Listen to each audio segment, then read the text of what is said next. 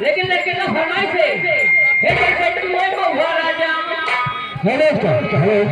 विशेष सूचना है बारात वालों को कहना है भैया जो आज देखने आए हैं आज बारात वाले मेहमान हैं 4 टाइम के लिए खाली कर लीजिए घर मालिक से रहे या दस्तखत से रहे बारात वाले में 4 टाइम की व्यवस्था कीजिए।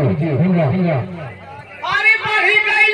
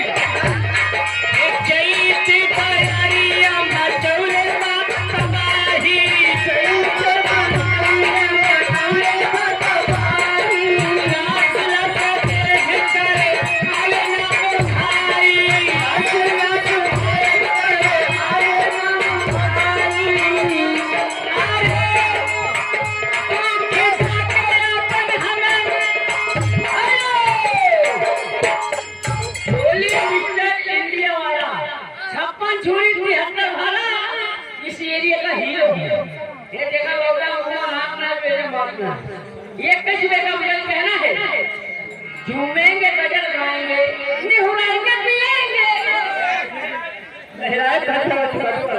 एक बार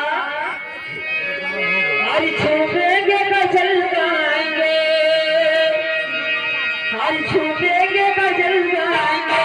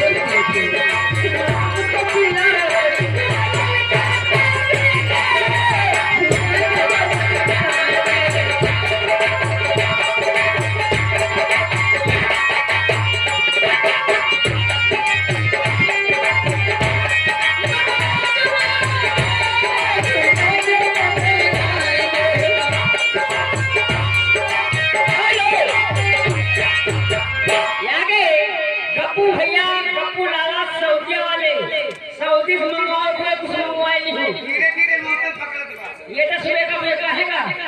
अरे दोस्ती में धोखा। ए सुनो ये नाइट डांस मंगाए रहे सऊदी स्टार मंगाए रहे लेकिन ओपन अंदर ले मंगवाए थे लेकिन हम ना पहुंच पा रहे लेकिन कहना है क्या है और दोस्ती में धोखा मैंने दोस्ती में धोखा और दोस्ती